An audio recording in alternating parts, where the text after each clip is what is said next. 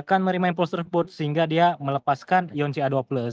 Dan juga dia menyimpan Ca2+. Selanjutnya ada sarkolema, membran plasma sel otot, dan ada miofibril, struktur intrasel yang terdiri dari filamen tebal dan filamen tipis. Boleh next slide?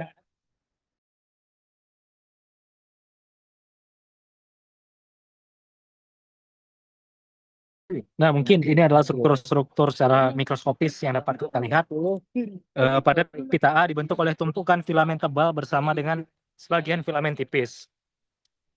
Jadi mereka saling tumpang tindih di antara pita A tersebut. Selanjutnya zona H adalah bagian tengah pada pita A tersebut. Slide.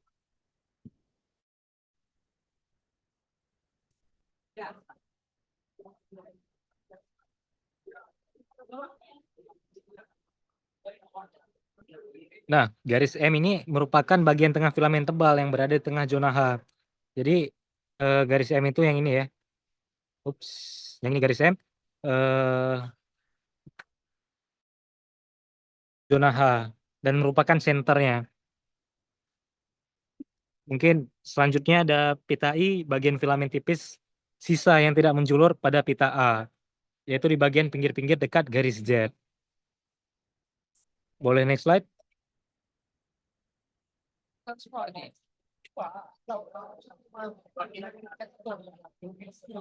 Nah, selanjutnya ada garis Z. Garis Z ini bagian tengah pita I yang padat dan vertikal serta berzigzag. Ingat aja Z itu bentuknya zigzag kan. Begitu pula dengan bentuk dari garis Z tersebut. Selanjutnya ada sarkomer, daerah antara dua garis Z, yaitu unit fungsional dari otot rangka. Satu sarkomer ini yang dapat menghasilkan satu unit kontraktil. Boleh next slide?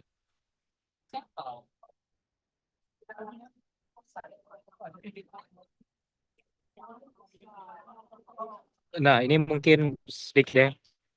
Kalau dilihat secara mikroskop elektron, miofibril itu memperlihatkan pita A dan pita I yang secara bergantian.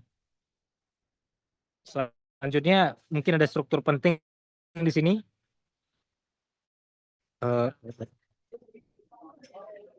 Namanya titin. Boleh slide sebelumnya? Ini. Jadi titin itu seperti per tadi ya. Kalian bisa lihat juga di Sherwood. Jadi titin ini dia ya. Bisa dilihat ya, titin bentuknya seperti coil atau seperti per, seperti suspensi, memiliki berbagai fungsi. Boleh next slide?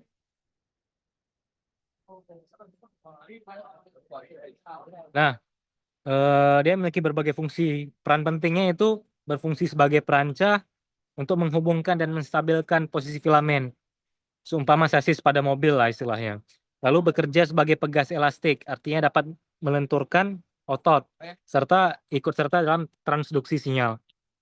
Boleh next slide?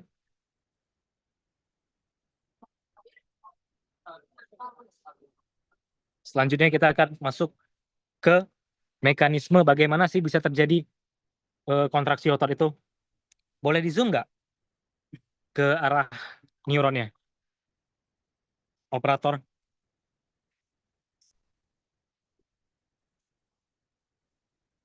Zoomnya bagian sini, bagian atas. Nggak bisa ya?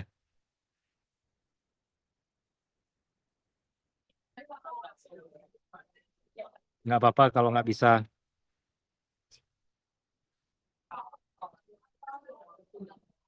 Baik, jadi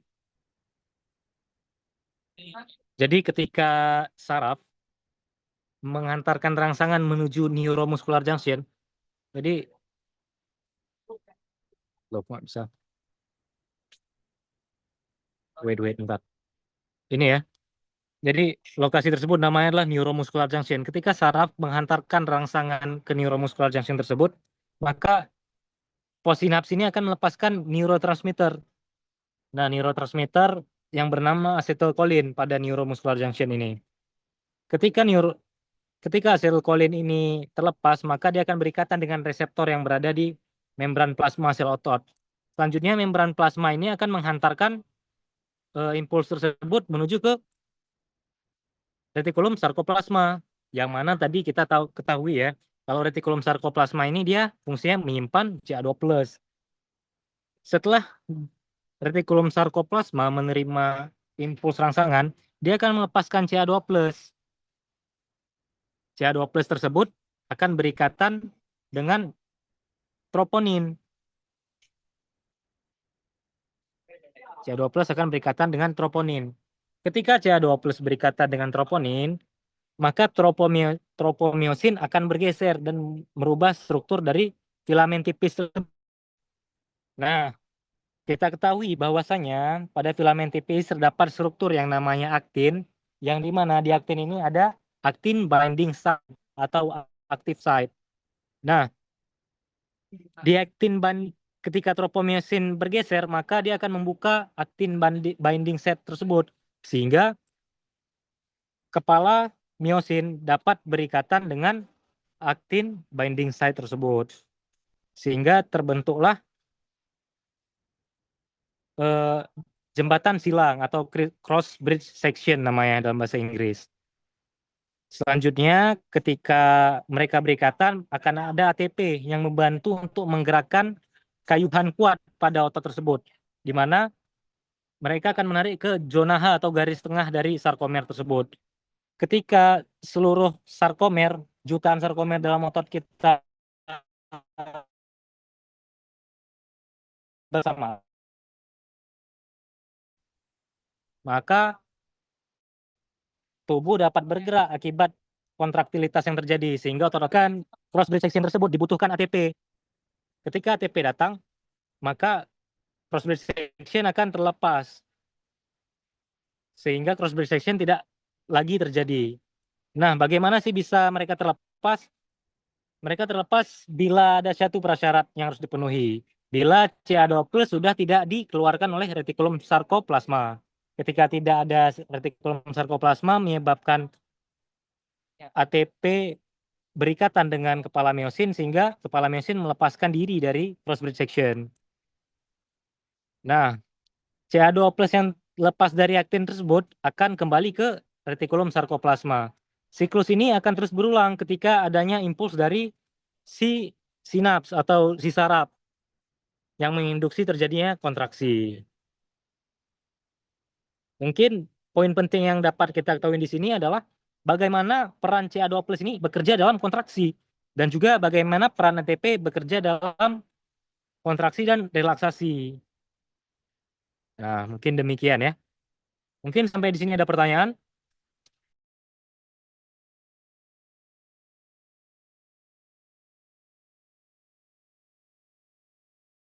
Baik, tidak ada. Kalau begitu lanjut next slide.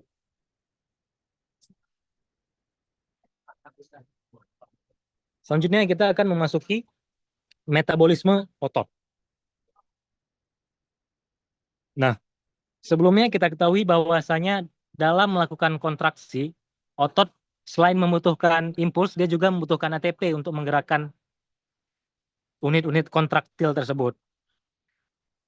Di mana ketika kita sedang melakukan aktivitas, sumber utama yang kita gunakan adalah ATP dari hasil metabolisme kreatin fosfat. Ini ya. Ketika kreatin fosfat ini bergabung dengan ADP, maka dia akan langsung menghasilkan ATP. Hal ini bekerja sangat cepat, metabolisme ini bekerja dengan cepat, sehingga dia menjadi sumber segera ketika kita sedang melakukan aktivitas. Nah, selanjutnya ketika kita sedang melakukan olahraga, misalnya olahraga intensitas tinggi, kayak angkat beban, nge-gym, dan lain-lain, kita menggunakan metabolisme anaerob, di mana metabolisme anaerob ini di-cover oleh fungsi glikolisis. Glikolisis ini metabolisme yang tidak membutuhkan udara, sehingga dia bisa menghasilkan ATP dengan cepat juga. Metabolisme glikolisis ini dapat membantu dalam aktivitas intensitas tinggi seperti angkat beban tadi ya. Tapi dia memiliki kekurangan. Karena glikolisis tidak menggunakan oksigen dan hasil metabolismenya rendah, dia cuma membutuhkan 2 ATP, dia tidak bisa bertahan lama metabolismenya, Sehingga ketika kita sedang melakukan aktivitas endurance atau olahraga ketahanan seperti lari, jogging, atau main sepeda misalnya, maka tubuh tidak akan menggunakan metabolisme ini karena dia hanya menghasilkan 2 ATP. Kita akan menggunakan metabolisme fosforilasi oksidatif, di mana dia membutuhkan oksigen untuk menghasilkan ATP. Tapi dia dapat menghasilkan hingga 32 ATP dalam metabolismenya. Sehingga karena metabolisme ini menghasilkan banyak ATP, dia bisa digunakan untuk jangka panjang seperti aktivitas-aktivitas fisik yang mengandalkan endurance tersebut, misalnya kayak lari atau bersepeda tadi. Nah, mungkin yang perlu digarisbawahi dalam slide ini adalah bagaimana sih peran-peran masing-masing metabolisme ini bekerja dalam aktivitas kontraktilitas otot kita, misalnya kayak glikolisis tadi ya, cenderung kita pergunakan ketika sedang melakukan aktivitas intensitas tinggi seperti mengangkat beban dan lain-lain. Atau fosforilasi oksidatif tadi yang cenderung kita gunakan ketika kita sedang menggunakan aktivitas yang membutuhkan energi jangka panjang seperti lari atau jogging. Nah, selanjutnya ada istilah yang namanya muscle fatigue atau kelelahan otot.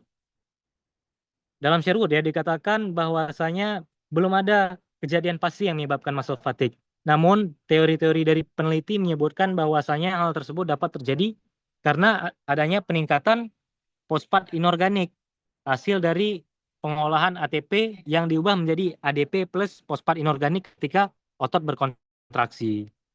Ya. Nah, ATP juga tidak hanya berfungsi ketika kita kontraksi, tetapi pada relaksasi juga dibutuhkan ATP untuk melepaskan kepala miosin dari cross-bridge section tadi atau struktur yang namanya actin binding site. Kalau misalnya tidak tersedia ATP lagi, maka akan dapat terjadi rigor mortis, di mana karena ketidakadaan ATP, maka kepala miosin tidak dapat terlepas dari actin binding site. Nah, hal tersebut umumnya terjadi pada mayat yang sudah meninggal. Karena ATP tidak diproduksi lagi dan tidak ada keberadaannya lagi, maka otot-otot kita menjadi kaku akibat kepala miosin yang tidak bisa melepas dari actin binding site-nya. Nah, mungkin demikian ya yang dapat Abang sampaikan. Boleh next slide?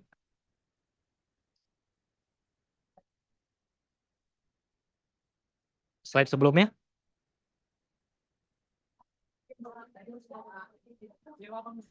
Mungkin sampai di sini ada pertanyaan. Abang tunggu sampai 10 detik.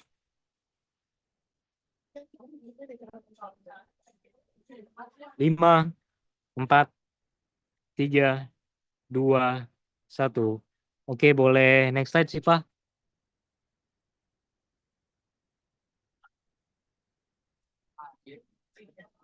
Next slide lagi, tadi ini udah kita bahas pertama. Baik, mungkin